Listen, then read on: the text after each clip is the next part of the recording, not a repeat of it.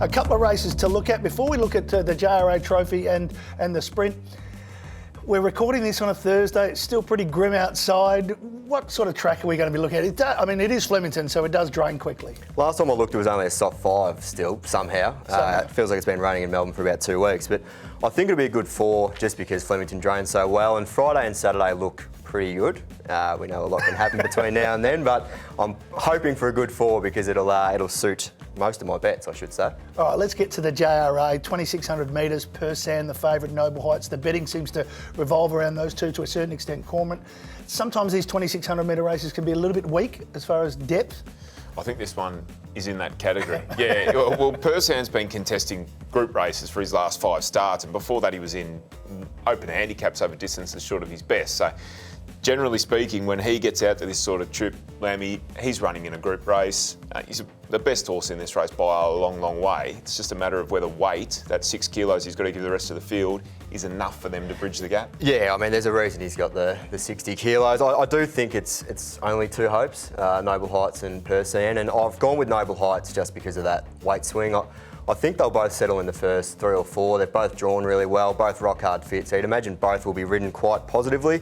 And I think those two will fight it out, but I just had a slight leaning to Noble Heights because of the weight difference. So you've gone Noble Heights? Yep. I've gone Noble Heights as well. I think that Kissinger form is actually better than we thought a couple of starts back, and it's been a good couple of runs from Kissinger. Where did you land? I'm a Persand man. You're a Persand man. I am. I'm a Persand man. I've always been. So I'm going against the tide with you two fellas, but I think the great part of this race from a spectacle will be the point that Lammy mentioned. They're both going to land in the first 3 or 4. Mm-hmm. So they're on-speed horses, natural free-flowing horses that want to get going into a race sort of by the 600, I reckon. So it'll be a pretty good clash, I'd like to think, from the 400 on. 2 good, tough stayers. One that's been up for a while, one that's probably got a little bit more room to improve, but they'll be having at it from the 400. Should be a good race to watch. It should be, and there's a pretty long tail to it, Matty. Yeah. Oh, yeah. All right, let's get to the Kensington, 1,000-metre scamper down the straight. Now, Alpha One is staying in Sydney. That makes it a little bit easier for us. It does. It hurts the price though. True. Rose Quartz went up around the $4 mark, so that would have been nice. I think it's around the $270, $280 price now, but just a real straight track specialist, Rose Quartz. It's had the 4 starts, 2 wins and a minor placing. The one miss was 2 back on a soft 7, but just hates wet ground. Just doesn't go on it at all. If we do get to a good 4 on Saturday, I think it'll prove extremely hard to beat. 1,000-metre record doesn't look amazing on paper, but I think the Flemington 1,000, it's sort of more of a test for those 1,100, 1,200 metre horses, so I'm not too concerned about its record on paper.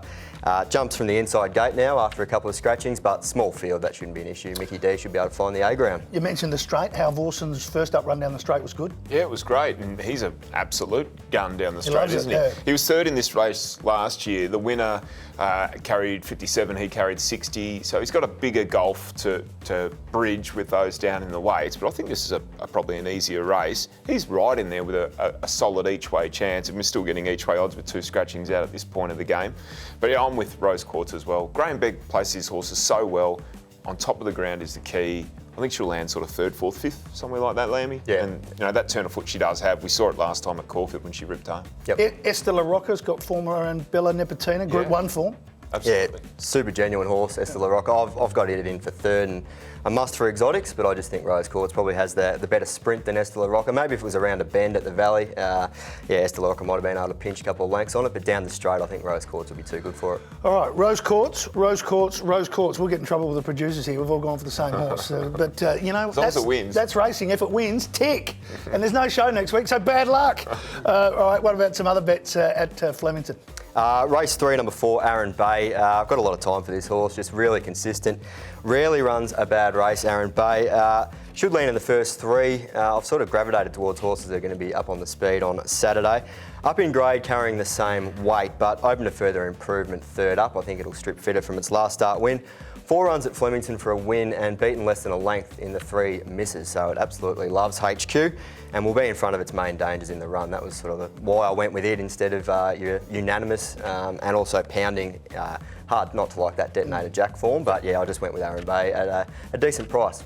And your value bet for the day? Value bet was race 8, number 2, Morvada. Been around longer than you, Shark, but continues to race well. 9-year-old, it's come back in great form. Loved its run 2 back over 1400 at Caulfield. Was just run down late there by Cardinal Gem. And then back in distance last start, which I didn't think really suited, had a lot of weight over 1200, but still ran well. So back up to its pet distance 1400 at Flemington. It's had 11 goes at Flemington for 8 minor placings. So absolutely loves the joint. So 1x3 Morvada, I think, is a really good play on Saturday. And we should mention again, Rose Quartz is your best for the day. It Shark, is. your best bets of value. I'm playing at the back end of the card, Matty. I like race 8, number 9, Umgawa.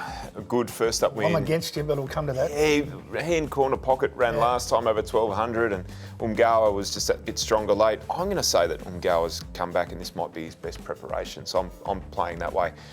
Race 9, number 7, Corona Lads, the other one for me, back to 1400, got room to move. My only worry is there's not a lot of pace in that race, and he's a get-back run on horse, but so are the rest of them, really. So I like that Black Shin sticks too.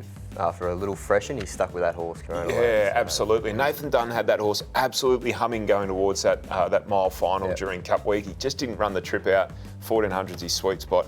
I think there's great value in race 2, All About Eve. Andrew Noblet, great trainer, has a good strike rate, and when his horses find winning form, they hold it. She's won her first 2 from a break. Why can't she make it 3? All right, well, I'm going against Umgawa because my best bet of the day is corner pocket in that race number 8. Gets a little bit of a weight turnaround, but second up and getting to the 1400. Second up specialist, it's 2 from 3, and the other one was a third, splitting Zaki and Inspirational Girl in the Blamey. 4 from 5 at the 1400. Other bets I've gone with race 2, number 7, Cattell. Claim for Carleen Heffel keeps it sort of at that weight that won last start and on the way through the grades at benchmark 70. And I think O Tycoon, Bjorn Baker, dual acceptor, so I'm hoping stays in Melbourne. Yeah. Race 1, number 7. Nice win at Campbell last start. And I always worry when Bjorn decides to run one here. He usually has a pretty good strike rate. Absolutely. So they're my best. Lammy, thank you very much for all your help so far this year, and it's time for a Christmas break. Yeah, it would have been nice to tip a few more winners, Matty, but we'll come back firing in the new year and hopefully line the pockets of our viewers. And good luck with the cricket match on yes, Christmas. I'm going to need it. A once-a-year cricket match for James Lamb, but it's been fantastic for us right throughout the year at all our Melbourne venues. Well, next up, we'll talk Sydney, we'll talk Randwick, and it's with Nick H. The betting brand for sports fans. That's better. Gamble responsibly.